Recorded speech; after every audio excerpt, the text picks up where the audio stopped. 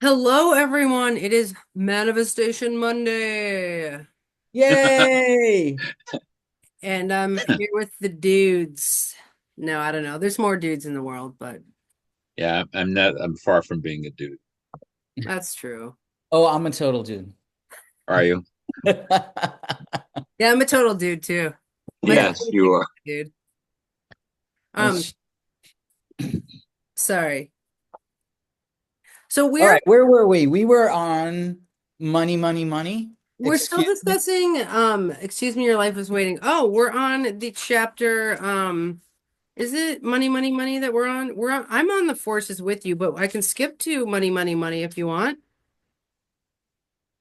We still have some points here Yeah, in no, let's make some more points about the force and forge ahead. okay. So the sentence that I want to start with is that we are supposed to be flowing positive, feel-good energy and implementing the inspired ideas that come in as a steady stream. This is kind of where we ended last week. Okay. So what does it look like to implement inspired ideas coming in a steady stream?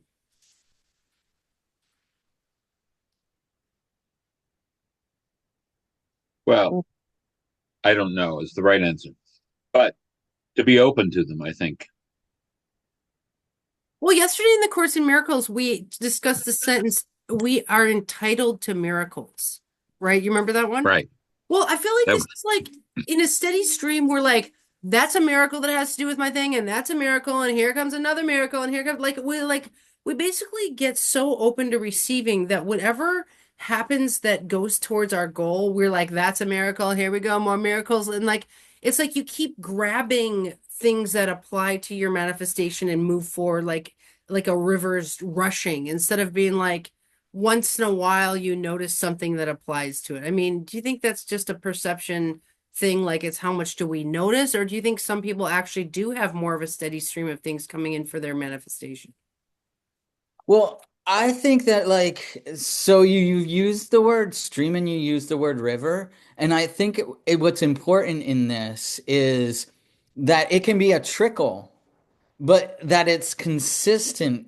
It can be a trickle, it can be a stream, it can be a river, but whatever it is, it has to be kind of like more continuous. I think that's the way that we make a lot of progress is, the tortoise, not the hare. Like that we actually do little things every single day. And in doing little things every single day, we make these huge, amazing, big things.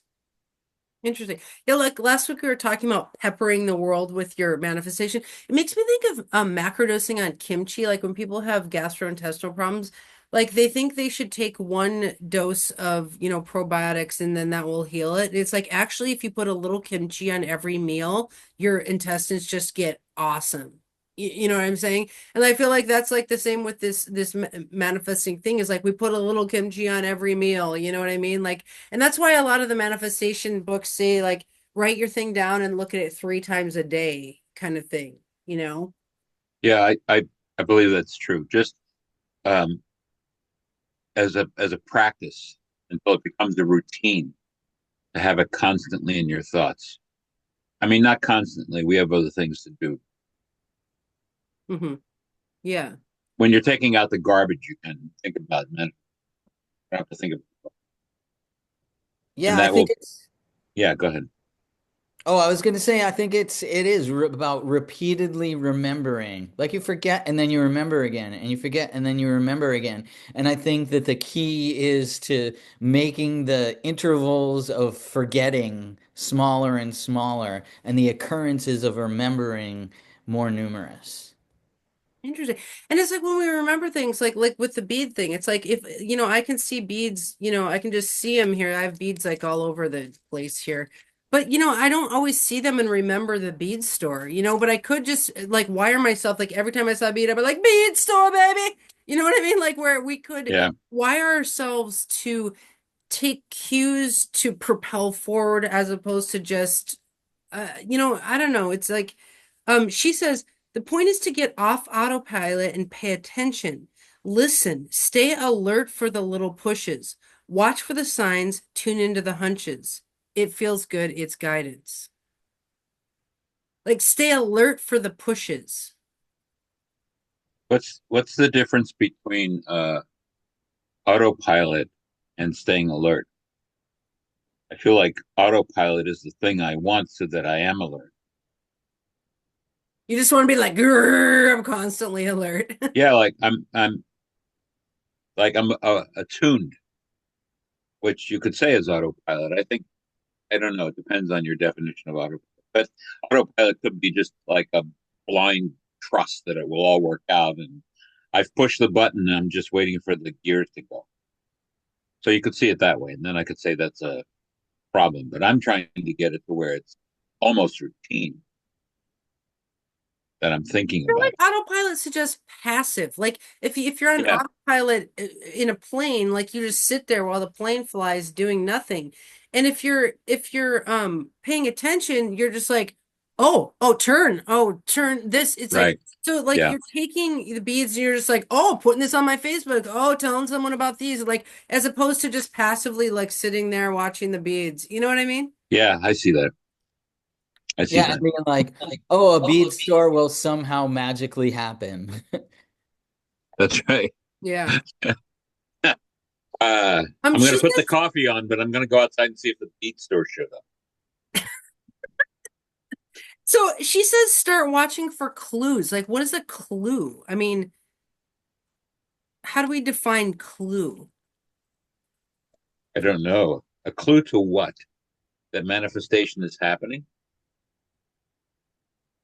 I think maybe she's talking about like synchronicities, like notice, uh, yes, things that pertain or can be, you know, thought to pertain to what it is you're trying to manifest.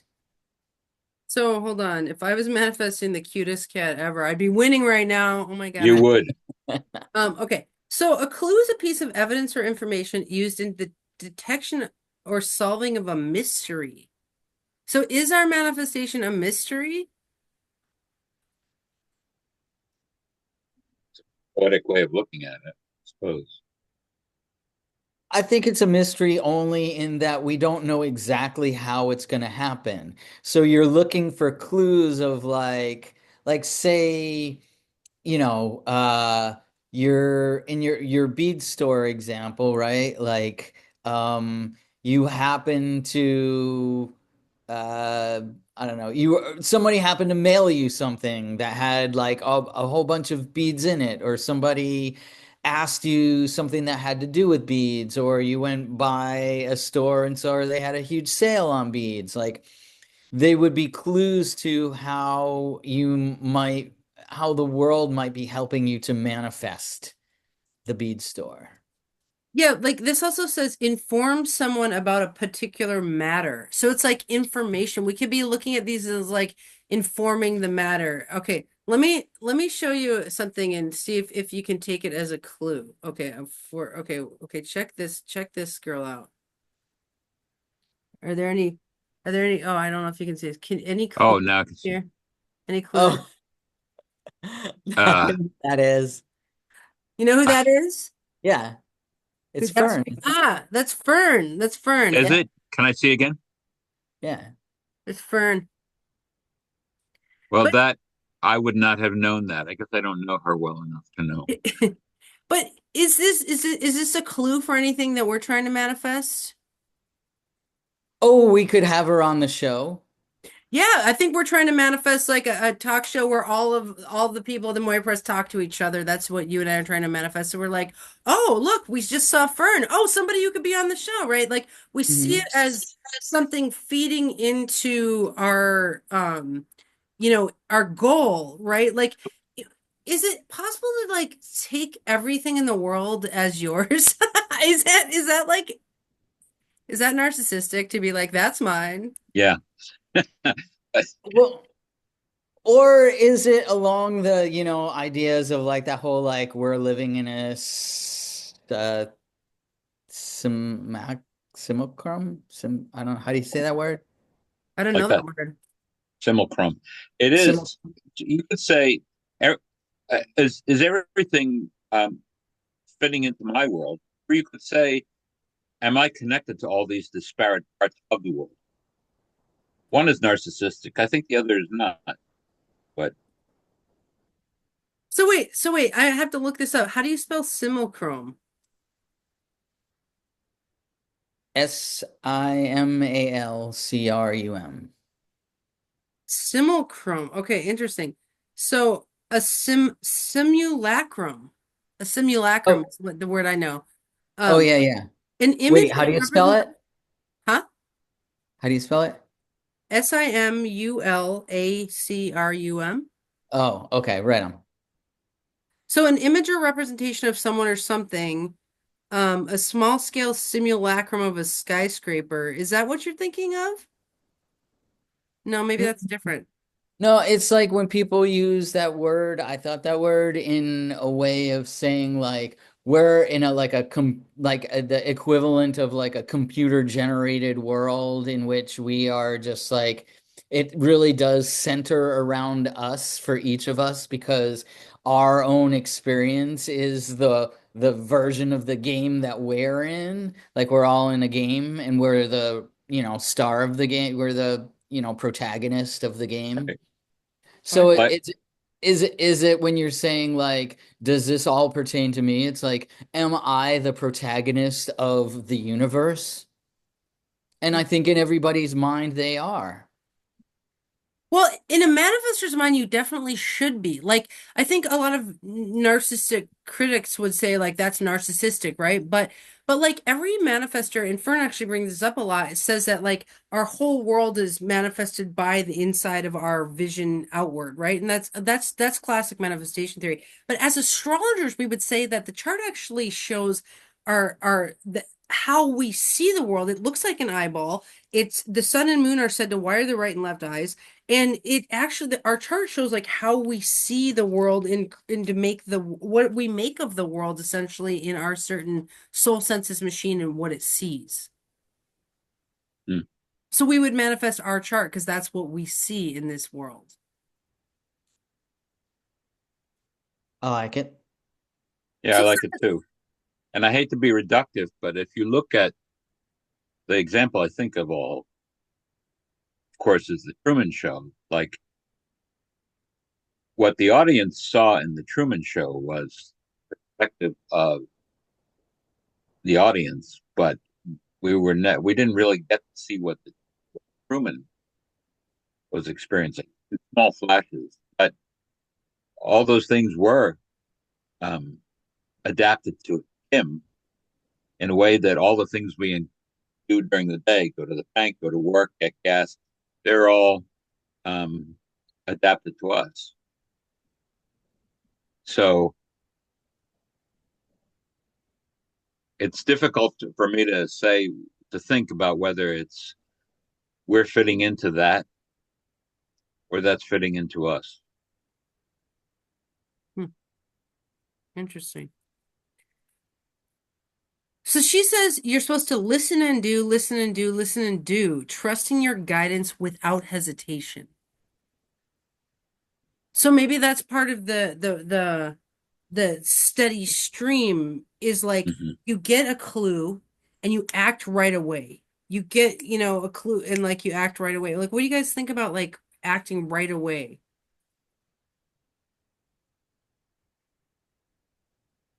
Yeah, that makes sense to me because it helps keep momentum as well Yeah, in going towards what you want to go towards or get receiving what you want to receive.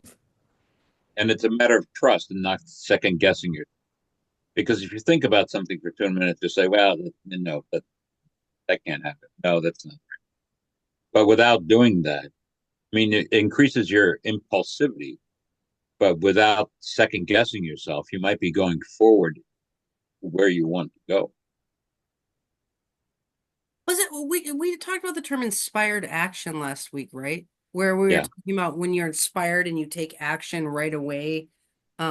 we could actually coin this as inspired act. I mean, she says it in the book, but like we could start using that colloquially as like I took inspired action on XYZ, like kind of thing. All Um, right. I have a Oh story yeah. about this. So the other night I was at the Stripe Club and I met a clown named Bimby. She was a striper. And anyways, it was crazy because I just saw this one element in her outfit. It was like the ruffled collar of a clown. And I just started tripping on it. I was like, started getting all these memories of when I dressed like a doll. And we've been working on the character Stardoll at the Moira Press. And I was just like, Stardoll needs a ruffled collar. And like, I just started tripping on it. And like, I went home and I was like, downloading like all these outfits like all just like picture after picture of outfits and I like had to look at my transits. I was like, I'm in a mania right now, and it was the Pisces moon was on my moon square Neptune, which is the circus producer, TV producer part of my chart. It's like really circusy, very pictorial, all this kind of stuff. And I was like, oh my God, Stardoll is up right now. Like I'm just like I would like and I like made Shane take all these notes on his phone, and then I slept it off, or I tried to sleep it off, and I woke up in the morning. I was like, I got to take action on this like right now. And I had to dress like a clown like the next day, right? And like I could have stopped myself and been like, I don't want to copy Bimby the clown. And I'm like, well, she didn't invent clowning. And also, I have videos of myself in doll makeup from before, But it's like, it's just, I could have stopped it that flow with like a million ideas. But like, why Yeah. would you clown? Why would I do that? But I just couldn't stop. And I've learned to like do what we're learning to do, which is like take inspired action. And I just did it? And so it's like, I think a person who takes inspired action is fully manifested. Like on Maslow's hierarchy of needs, they're on the self-actualization tier. Do you guys Uh-huh. think, or what is that? I agree with that. Like, And what's it? and I like the phrase. I like the two words inspired and action together because I think part of this is being creative and being inspired is important. I think to all three of us, but also for this exercise. That's great. I'm glad you did that. Why do people not take inspired action? Like, what's stopping the world from inspired action? Self-doubt. Yeah, Uh, Hmm, um, that'll never work. I should really get those onions carved before I do it. Um, hmm, that sort of thing. What will Aunt Martha think of me if I do that? You know, interesting. there's just lots of things in our way. Logistics, I would say mostly. I don't have time for this. I have to go pick up the schnauzers and get gas. That's that sort of thing. It's funny that we don't make time for manias. It's like psychologists are always like, that's just a mania. You need to calm down. That's just a mania. I'm like, why don't we say like, that's a mania. Come on, it's time for the mania. Now's the time you're in the mania. Like, why are we trying to always calm people down? You know? I don't know, well, but I just wrote that down. Make time for mania. Well, mania has a bad connotation. Ugh. I guess people explode their shit with manias? Yeah, what about maniac. carpe diem, right? I think that there is, some advice to go with what you're, go with the flow, carpe diem, whatever, like, but it's interesting because it wouldn't need to be like, wise advice if everybody did it, right? And that means seize the day, right? Yeah, Yeah. yeah. Seize the day. Oh, interesting. Yeah, like okay, so the next thing she talks about is our expanded self. So, do you think the expanded self is then like us if we seized every day?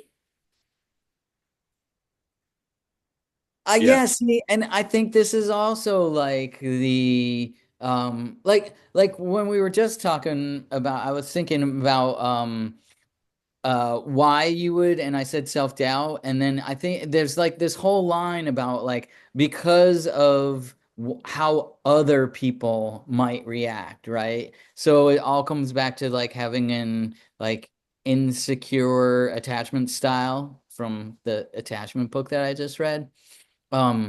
But so there's like a thing, a whole, I think, category of why you wouldn't do things, and it has to do with because of reactions of other people. I can see that. Hmm. Yeah, I think that's a large part of who we are as American people. We're afraid of being judged. And conversely, there's so many of us that are really judgy. So those two work against us. But ease the mania would be my new to find out how to say mania in Latin. Carpe maniatum. Well, I mean, yeah, there's all kind of critiques for expanded individuals. Narcissist, Hmm. megalomaniac, full of themselves, egoic, big head. Yeah. We need to freaking make memes of like the people who are underexpanded because they're actually the ones that annoy me. Like meek ass biatch. No, I'm just kidding. I shouldn't say that. Like Meek, you meek ass. meek ass. Oh my You're, God, I love that. you're such a meek ass. And you remember when we always used to say, "Oh, they're so non." Oh yeah, none. Like just flatlining us to death. Like Yeah. yeah, flatliner. You're Yeah. Yeah. so non. Yeah, but I feel like why? Because society doesn't have to control the underexpressed individuals as much, even though they're largely quite jealous and hateful and envious of people who are expanded. Like it's, they're the critics usually, so it's what I notice about my expanded friends is they love everyone because they're expanding, you know, and I don't know. There, so okay. The expanded self. So, Alexander, if you were living in your expanded self, what would you do like today, tomorrow? My expanded self. I would pursue any interest that is creative to me, and I have several. And then I would pursue everything else creatively. That would be my most expanded self. That's a good When I'm answer. not in that frame of mind, I feel like I'm not myself. I feel like I'm not expanded. I wouldn't have used that phrase 10 minutes ago, but I feel like I'm not my expanded self. What about you? Me? Two, both of Well, you. GZ, do you want to go first? Well, I think it's tricky to like in order for me to be my expanded self, I would have to delegate some of the other things. So maybe that's where the autopilot comes into play. Like because there are, things that you have to do, like, chop wood and carry water in order to keep your lower tier hierarchy of needs met. Right? So how do you get to be, yeah, I guess to be your expanded self, it's like you're expanding up the pyramid, right, towards self-actualization. And how do you cover all of the base levels of the pyramid? Um, I don't know. You put motion sensing light switches in your house so you don't have to turn on the lights. You like you get an assistant to help you with the paperwork. Like you have to delegate some things. I don't know. I mean, that's my methods of automating the more mundane things in life in order to be the expanded self. You could do something for your day job that is your expanded self. Yeah. Your cat is waiting to be My help kid you is totally expand. expanded. He doesn't stop because he's on air or anything. He's just doing what he needs to do here. He's I'm a not. continuous stream of cat cuteness. Yeah, he is. Well, I have to tell you guys, I'm actually teaching a lecture on this on Sunday. It's called Mega Manifestation, and astrology, basically. And what I'm teaching is the idea that if we live out every little transit we have to its expanded form, we are our expanded self. And I've been doing this for actually like 20 years. Um, I mean, it's just basically when I look at my transits for the day and I'm like, oh, what does my chart want to do today? Oh, it wants to do this, like, do I want to be a clown every day? I don't. Like today I have no inclination to be a clown, you know? Today it's funny because today the moon's in Aries and my chart is going off on its own. And I was telling you guys how I was restructuring my psychic cords to take back a bunch of psychic cords and be in my own area and let people like I was basically taking back myself today. That was what my expanded self was doing. But I do think if we use the transits to say what is my soul up to today, and we take it 1 24 hour period of time, that we can all be our expanded self. And if you have a day job, what I do is just work day jobs where I can actually run manias during my work day. Like it's hard to explain, but I have day jobs where I have like time to expand myself within that time. um but with clients I often like prescribe with really our team mania charts is like 20 hours a week you can give to somebody else, and then the rest you do your own manias, and that's chop wood, carry water, and then you expand the self on top of that. But I don't know. Astrology is manifestation theory. So it's like having read those ancient Greek books, they're ancient occult hermetic texts on manifestation. It's like I learned these lessons kind of years ago. Is like the reason to know astrology is to make an expanded self, essentially. Um, anyway. So are some expanded selves dangerous though? Ooh, define dangerous.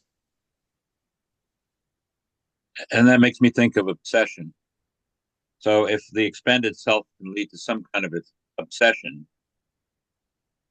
um, whether it's mass murder or Twinkies, then it could be dangerous.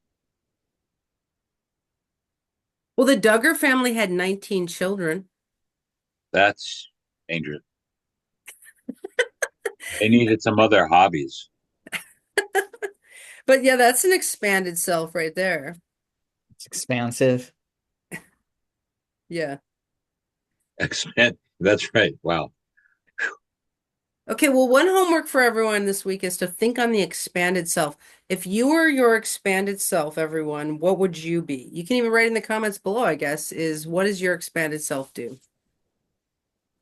Okay, the next point she has is when it's time to let it be okay that your want has not shown up yet. You know that it will, but it's perfectly normal that it hasn't yet. So what if you want something, but it's taking a while to show up? Well, this seems to be counterintuitive um, when placed next to the other book, which is don't let not happening yet in your way. Don't let I don't get this yet in your way. Always think about the thing. So it seems to me the other book, Scripting the Life You Want, knit, but I love a prop. Scripting the Life You Want um, is saying not to think of those things, just to say I'm going to have a poodle, and not to say I don't have a poodle yet. My poodle is right around the corner. It's coming. Here comes the poodle.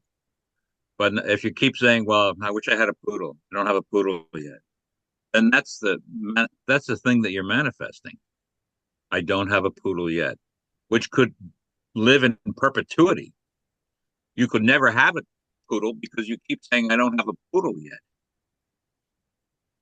Go out and buy a poodle bowl that says "poodle" on it. It's a better way of using your manifestation time. Dang, that was good. Jay-Z, what do you think? I think that your poodle's at the groomers and you just gotta wait for it because when it shows up, it'll be even, you know, freshly washed and combed out. And you shouldn't, and you were ruining your life thinking like, oh, I don't have a poodle, when really it's just you're gonna get an even prettier poodle if you just wait a second. Wow. Like you just, well, it's interesting because Fern always says, I'm pregnant with immense wealth. And I would say I'm birthing immense wealth daily. Yeah. Like, Yeah. You know what I mean? It's like I don't know. Like one implies waiting for the thing, but like you could have switched your manifestation from a waiting manifestation to an active one. Like it was like I'm waiting for a boyfriend, and then it turned into I am dating now. Yeah. Yeah, absolutely. Yeah, and so I think we've talked about this a little bit already in other episodes of like that when is it that you tweak what your manifestation was versus continuing to wait for it to happen, you know? And maybe it like this that flow that comes in with the flow of clues. Maybe there are clues that are telling you like, wait, let go of that adjective and use this one instead because this one's here now. And you wanted that noun but with the adjective, but here's a different one. I could argue both sides of Fern's idea, which is if I'm pregnant with these ideas, with this manifestation, I that's still an impending thing that will happen. To say that I have given birth to it means it's over. Like Interesting. if you want to take kids, you are pregnant with this child. It's a glorious thing. Any time you could have this child, that's great until it happens. When it happens, it's over.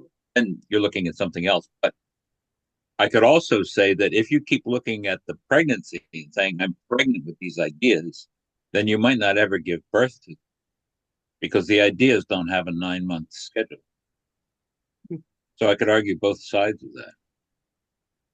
I'm pregnant with a plethora of ideas, but the actual number that I give birth to is really small for a lot of reasons. But Andy, you get yours born. Well, okay, we could say like I birthed my bead business already.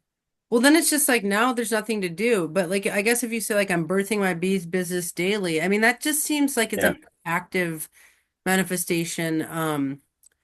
But none of these are wrong. Like Fern's like a mojo master manifester. Like I'm learning from Fern every day. It's like I'm not critiquing her style. No. I'm just saying like okay, I guess what I'm trying to say is that manifestations with time frames in them kill my mojo. Like, like for example, I remember we were trying to manifest book sales at the Moira Press, and I remember being like, okay, what if we said I sell 100 books of XYZ in 2025? And then there was this like counting to it, and I had to count it to Yeah. see if my manifestation, and I was like, then it was killing my mojo, and then I changed Yeah. it to the books are flying off the shelf. And Yeah. then it's like every time I sell a book, I'm like, oh my God, the books are flying off the shelf. It's like it's like a constant happy. I would say be careful of manifestations that are like make you wait for a thing. Create a manifestation that makes it occur right now. Right. I Yeah. do like Fern's uh, position because it just means you always have ideas. You always have manifestations.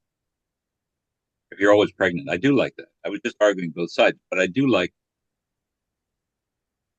I'm and for me, I'm pregnant with ideas about all the creative things that I like all the time. So I like that. I'm not willing to give that up to say I'm birthing this thing right now. Well, I think that it also has to do with whether or not things are measurable and whether or not, like you said before, Lumiere, about like kind of whether they have a gestation period that's known, right? Like, can we have manifestation desires that can be achieved instantly? Like, if like you say I can have a million ideas in like half a second, and then I don't have to say like I have to wait till I have a million ideas, like I like things that are achievable immediately, and I like to say that things are achievable immediately if they don't require like something to happen in the physical world. because then it's just a matter of you changing your perspective. Like, Well, this made me think of what you taught me about lead measures and lag measures, right? Like, so if a lag measure is something you measure later to see if you've succeeded, right? Like in weight loss, like you're like, I'm going to measure myself on the scale at the end of the week and see if I succeeded at my weight loss. That's a lag measure.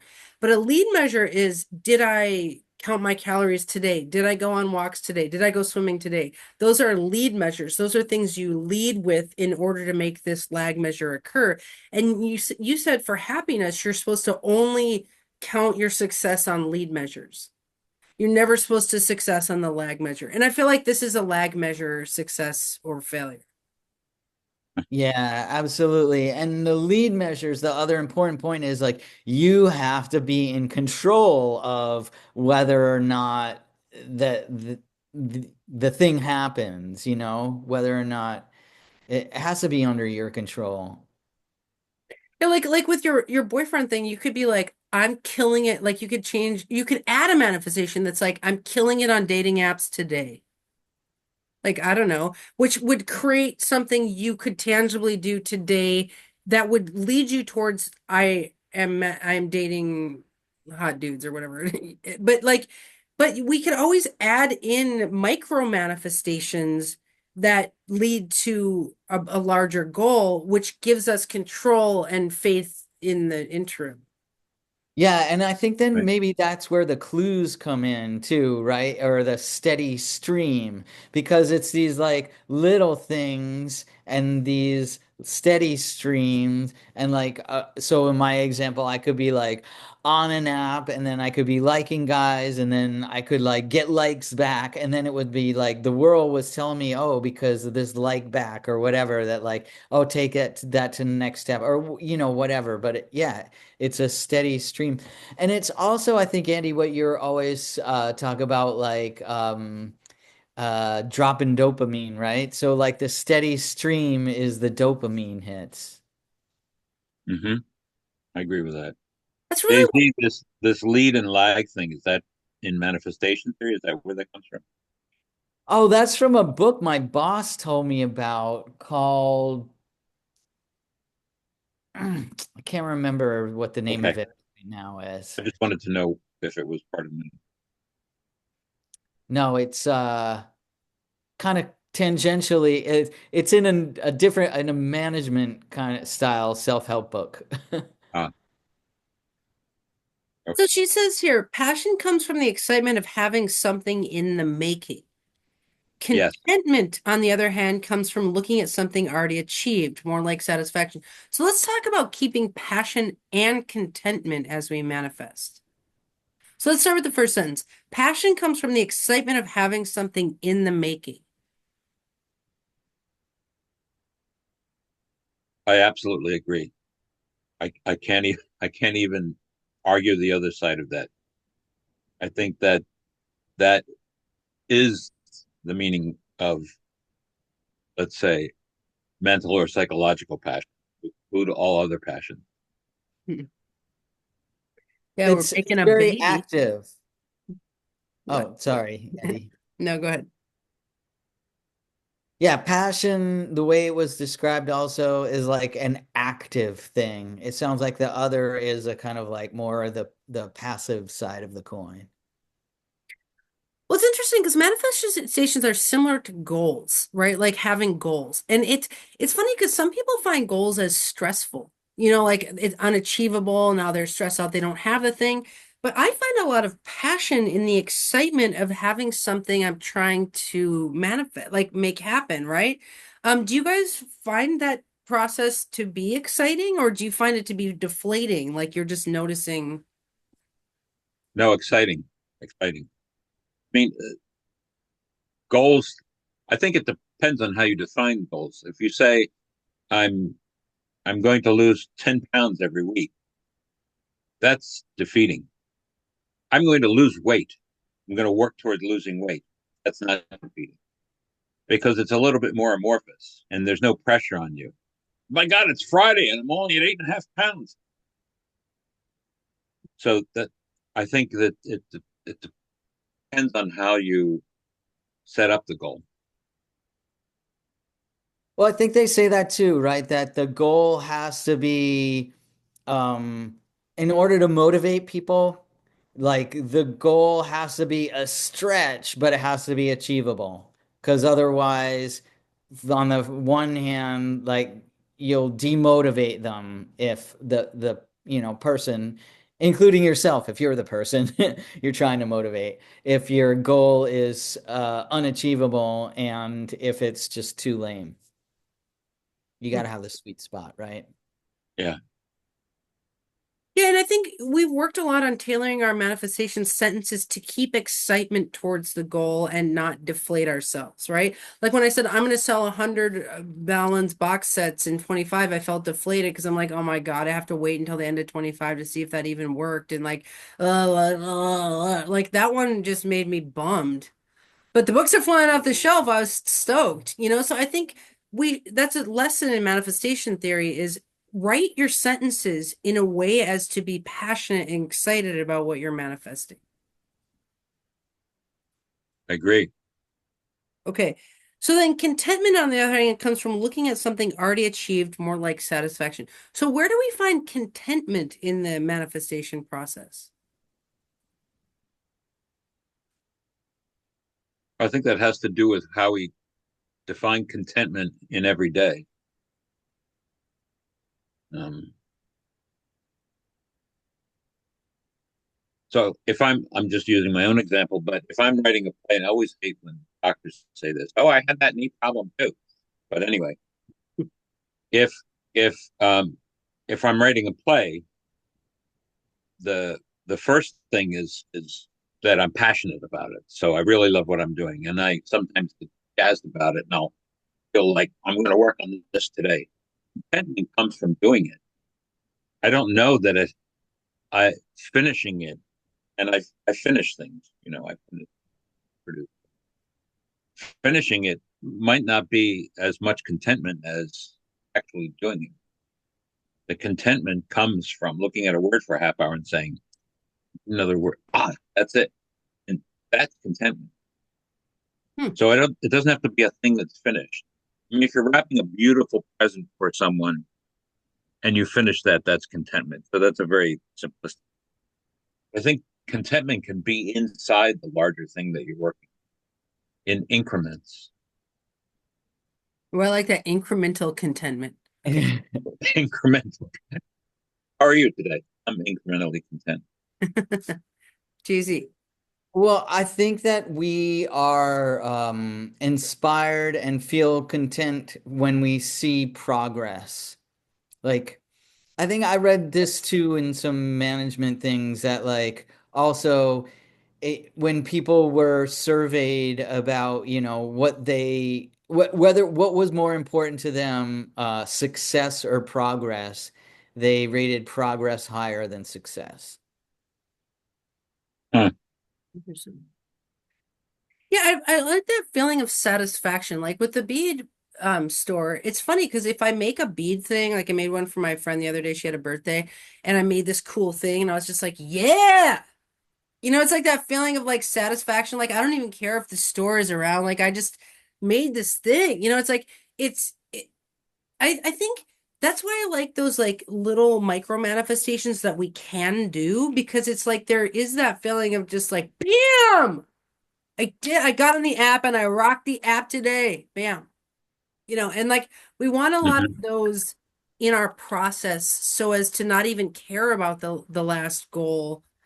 I mean, it's not that we don't care about it, but it's not that's not really the reason to go about manifesting is just actually getting what you want. It's about having a goal and walking on the yellow brick road, like basically. Mm-hmm. Mm-hmm. I love that your cat had an opinion too. Um, My God. so I wanted to ask about music. Is the best form of contentment when you're done or while you're doing it? When you've had a great set or you're doing it at what is the best part of the contentment? Daisy, what do you think?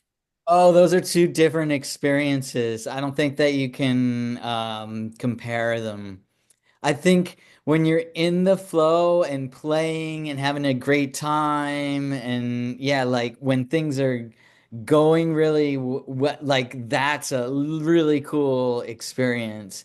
And then at the end, when like at the end of the show and everybody's like, "Oh my God, that was so amazing." And everybody's like really pumped about it and you can see that it worked and like it was like the audience got it and they appreciated it. Like that's a different kind of reward as well. Hmm. Well, Alexander, I'd ask you, what contentment do you find in making these episodes? Is it the process or the product? These episodes, Yeah. uh, well, the process is terrific for me, and I have a little glow after, but I'm not doing anything afterwards with with videos. I just love making them, and then sometimes I think, "Wow, that was a great discussion. These guys are great. Wow, this is fun." But I don't. I think I get the most joy out of being with you and talking about this. And really, afterwards, I'd have to watch it again to see what I said, what you said. I don't remember it. That's why I write down "make time for mania" because I know in 20 minutes I won't remember what that was or where, or tomorrow I'll see it and I'll say, "Where was that from?" Oh yeah. But so this is the fun for me. Yeah, and I think it comes down to that term we made up today, incremental contentment. I think there is an increment of contentment in the process. Like I enjoy these discussions 100%. If we did them in the background privately, I would feel much less contentment Mm. than the fact that we share them with the Moira Press crew so that we can all grow as manifestors together. Like we're in a when one ship rises, all ships rise kind of production standpoint right here. So it's like if we rose incrementally in our wisdom and no one else came with us, I'd be like really discontented by that. Right. So it's like I think it would be the lack of the expressed self that would create the discontentment there because the I think in expressionism like there's contentment in every piece of the process. Like I don't think it I think it with the music I would say it's all of it. It's the process and the product are both incremental contentments. I'll give you a new band name. Contentment Factory. Okay, that's like our 150th one. You should open a site called bandnames.com. Well, that all started with my producer. He's a metal, music producer, and we always turn everything into band names. That's been going on for years. Like I didn't invent that. He actually invented that. But well, he didn't invent that. I think people do that. People do that. Okay, Jay-Z, sorry, do you have anything to say about that stuff? No, I said it all. All right, are you content? I'm content. Okay. I think next week it would be really good for us to start on the money, money, money chapter. Okay, that's where I am. So money, money, money. Okay. I will read money, money, money. All right. Who needs some? Um, and then I'll be ready next week. Word of God. Um, the association of ideas is what thrills me about this. Here we are sharing ideas, and none of us knows what the other person's idea is till we hear it. Oh, that's that's really the soul of inspired contentment is to listen to your ideas, and then sometimes hear mine. Joyce Carol Oates said, "I don't know what I think until I read what I wrote." But sometimes you don't know until you say it. Well, there's something about certain minds. You know, we can talk about quality and quantity. There's something very quality about the minds in this room. And of course, we can say everyone has an equally quality mind, but for existential philosophy, which is really what we're doing, the three of us have worked on that. We work on that every Sunday at Course in Miracles. And like, you two are two of my favorite existential philosophers.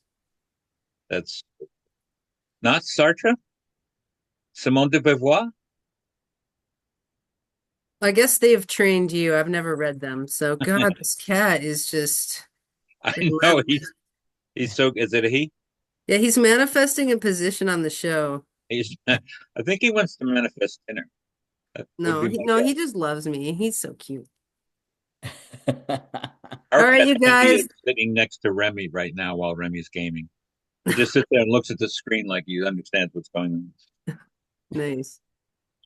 All right, well, you guys, I love you, and I will see you. Sunday. Yeah, Jay-Z, I'll see you tomorrow. Yeah, absolutely. All right. Okay. All All right. right. Thank you. Thank you. This Bye. was great. Bye.